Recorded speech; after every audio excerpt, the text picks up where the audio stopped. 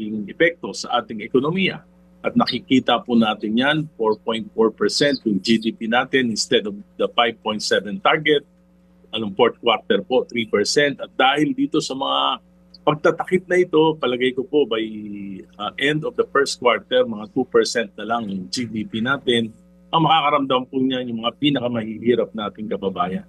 At hindi po sa tingin ko papayag si Pinoy na maging kabahagi nitong administrasyon na may ginawang ganitong kalaking kalokohan. Opo. Kayo ho mismo personal naniniwala na may pananagutan at sangkot sa iskandalong ito ng flood control ang Pangulong Marcos Jr.? 2023 po, 300 billion yung inalis sa budget, sa national budget, napunta sa mga kalokohan.